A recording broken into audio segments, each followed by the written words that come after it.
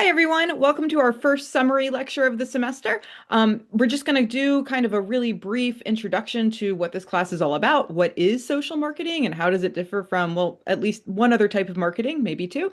Um, as I may have mentioned in the introduction to the course with the syllabus and stuff like that, a lot of people think that social marketing means social media marketing. And actually, what we are doing in this class predates social media by quite a bit. It just happens to have the word social in it, but it's not exactly the same thing. So what is it? Well, I loved this definition that was in your textbook.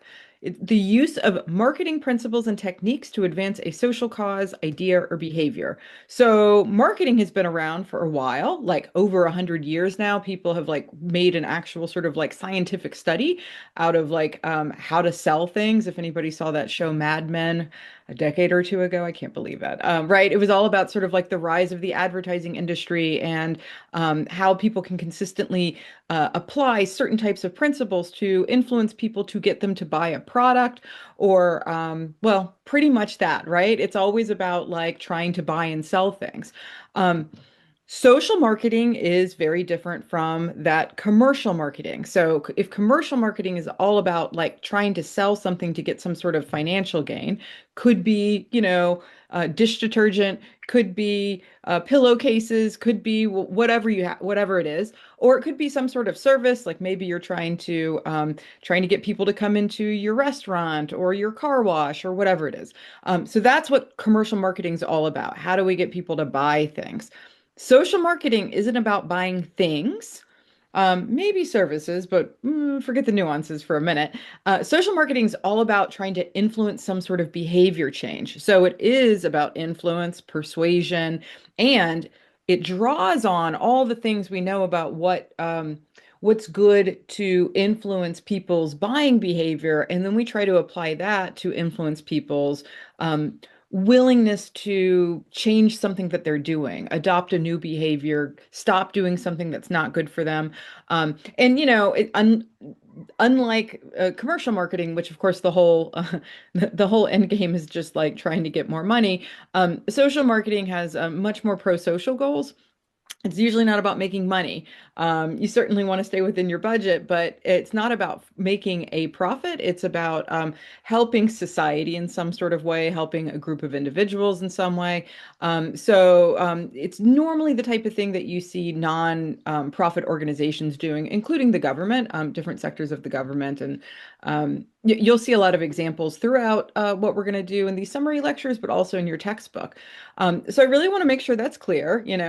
Commercial marketing usually has some sort of financial imperative, whereas social marketing has, well, a social imperative. The interesting thing is, though, is uh, I don't want to say that commercial marketing is easy, but compared to social marketing, it is. And your textbook gives a lot of different examples for why that is. Um, Usually, think about it like this: if you can persuade somebody to buy a product, it's probably because people think they need the product. It's We like buying things. We like doing things that we think is going to make our life easier or going to make us feel better about ourselves. Those types of feel good feelings are always behind commercial marketing. It might not be honest, sometimes we buy things thinking it'll make us feel good and it doesn't actually do that, but that is the purpose of good marketing. Social marketing is a little harder, right? One way to think about it is like, well, gosh, if people are doing behaviors that they shouldn't be doing because maybe it's harmful for them or harmful for other people or the environment or whatever it is, there's probably a reason that they're doing it. So you kind of have to like break them from that. Some of this stuff could be about asking them to give up some sort of addictive behavior, make some sort of big lifestyle change, like reducing alcohol consumption or not vaping or something like that. Or maybe just making their life a little less comfortable because in the long run, it'll be good for the environment, like with the reducing thermostat settings. You might be asking them to take some sort of risk by getting like some sort of screening test that Even though that's ultimately good for their behavior, a lot of people avoid those types of things because it's scary, because you might get bad news. And that's a really hard thing to motivate people to do. You might ask them to do really inconvenient thing. It might be easier to throw out the paint can and the garbage can, but really the more responsible thing to do would be to go to one of these paint drives and dispose of it responsibly. But that takes time and effort, right? They might have to learn a new skill. They might have to remember something, which maybe they want to, but it's just really hard. They're going to have to set timers on their phone or whatever.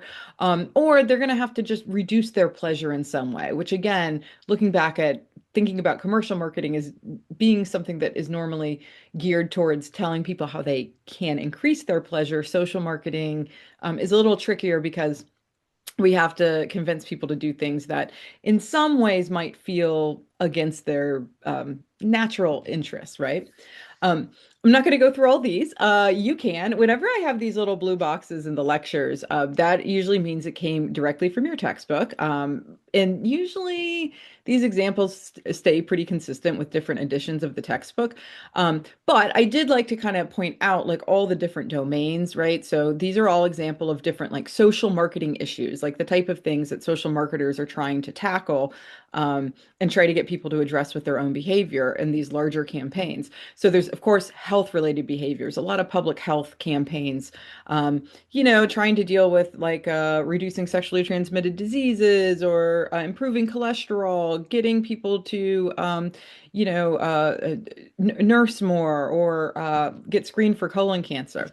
But it could also be something related to injury prevention. So, injury, not just in terms of like physical safety, like, reducing texting and driving so there's less accidents, but it could also be social safety. So there's a lot of campaign, like anti-bullying campaigns would fall under this general umbrella.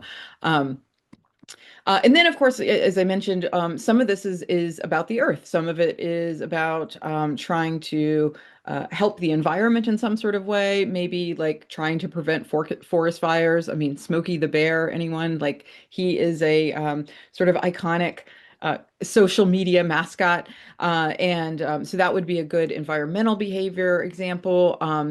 Also, just watershed protection, like making sure that like the waters that go into like our rivers and lakes are clean, and trying to influence people to change different types of behaviors that could influence that. So anyway, I don't want to cover it all, but I want you to know it's there because you're going to have to think of your own social marketing issue that you're going to focus on for the rest of the semester, and I think it helps to look at other examples and sort of know how broad the categories are.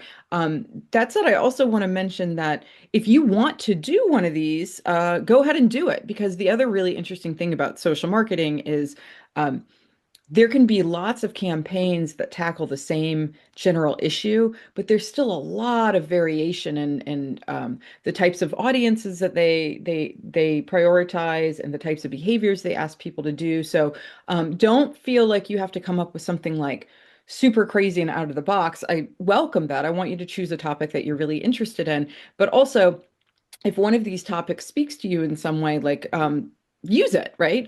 That's one of the great things about the book. Oh, other things. Sorry, I forgot about these. It could also be about financial behaviors. Again, not in terms of trying to get people to sell things, but maybe you want to try to help people, I don't know, increase their savings, right? So they're more financially stable or something like that. That would be a not-for-profit goal involving money. And then, of course, there's also these community-driven social marketing examples, things that affect uh, th things that require some sort of like community effort behind them, or affect like a larger community goal. So a lot of students that have taken this class before are really interested in animal adoption type issues, or reducing euthanization of dogs and cats, things like that. One thing I want to point out while I have the opportunity is so voting would be another one. So any sort of like voting drives, any sort of effort to get more people to vote. But I do just want to quickly point out that even though that could be seen as political, It's not. It's a social marketing issue because it's not really about partisan politics. It's not actually asking people to vote for a specific type of legislation. Social marketing doesn't really get into buying or selling products. It also doesn't get into politics. However, there are these tangential things about, increasing civic responsibility or helping to just like strengthen democracy that could be considered, under the social marketing umbrella, and it's not really political. Um, okay, so this is kind of a little bit of an overview of the semester here. So, social marketers, when they are trying to develop a campaign, right? So that's I'm kind of using marketing and campaign uh, at the same time. So we are going to be developing a campaign, like a communication campaign this semester. And the process of that is the process of social marketing. And we're going to go, so there's 10 steps. We are only going to cover some of those steps. And that is because we just don't have a lot of time. And trust me, we're covering a lot already. But another reason is because, like, once we start getting like down to like step 9, for instance, which is establishing budgets and funding, I realize we could invent that. But the truth is none of us really do have a budget or funding to do this. So I figured let's just focus our efforts on sort of the logic that goes behind making these decisions about communication when you're trying to influence or change behavior. So these are the steps we're going to go through really quickly. This is the first thing you're going to do. Describe your social issue that you want to focus on. So hopefully you're already focusing on that right now, because we're going to dive right in. And then at the same time, the very first week in class, you're going to have to conduct a situation analysis. Well, actually, it could be the second week of class if you're taking this during the regular semester. So I should add that caveat. But the very next step is to conduct a situation analysis where you kind of just size up like what is the climate that I'm going to be doing this campaign in. But we'll get into more details about that soon. And then you're going to pick your audience. And I'm already going to like kind of hit this hard right now because it's something that's really important for me to make sure you take away from the class. We always start with like, we want to know what audience we're going to focus on before we talk about what message we're going to do. A lot of times people come in and they're like, okay, I want to prevent forest fires. And I want to prevent forest fires by showing them Smokey the Bear and, having him stamp out like a cigarette butt or like whatever. And they have like this really creative idea for some sort of, social marketing ad campaign. And that's great because I think people like to do that because that's the fun part and that's the visible part and that's what we all think of. But as a communication scholar, I can tell you that you don't ever want to create a message before you know who you're creating the message for. And one of the things I really like about teaching social marketing is going through this process of really prioritizing the ways that we need to think about developing the message before we actually do it. It is also one of the things that I think students find to be a little bit challenging because it's not, I mean, it makes sense, but I don't think it's always intuitive. But I just want to point that out. So step 3 is we're going to pick the audience. Then once you know what audience you want to focus on, then you can start getting into the nitty-gritty of like, okay, I know who these people are. What do I want to ask them to do? How will these people be able to prevent forest fires as opposed to like another group, for instance? And then after we do that, we're going to go back to the audience and think about the audience even more. We're going to ask questions about like, okay, what are going to be some of the things that stop them from doing this? What are going to be some of the things that would be motivating to them? And we're going to get into that a little bit more. And then finally, the step 6 and 7 are all related to the actual marketing. So we're not going to get into it until the very end. And it is pretty heavy, but that's where you actually figure out, okay, what do I want my message to be? What do I want it to look like? What is it supposed to communicate? Where am I going to show people this message? How am I going to, what media channels am I going to use? Am I going to use social media? Am I going to use billboards, television advertisements, like whatever it is? So that's where, so all of this is communication, but I think the things that people are expecting in this class don't well, when they see the title, don't really come in until 6 and 7. And then we're going to stop there.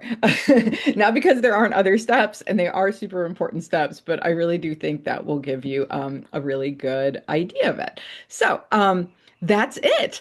Welcome to social marketing. You know what it is, and now you should be able to hopefully start thinking about whatever social marketing issue that you want to focus on for the rest of the semester. Again, just try to make sure it's not political and it's not commercial, that whatever issue you are interested in tackling, it's going to be something that benefits society or a group of individuals, their health, their wellness, their injury prevention, or the environment, something like that. And you're off to a really good start. So we'll talk about the situation analysis, which is step 2 in the next summary lecture, and I will see you then.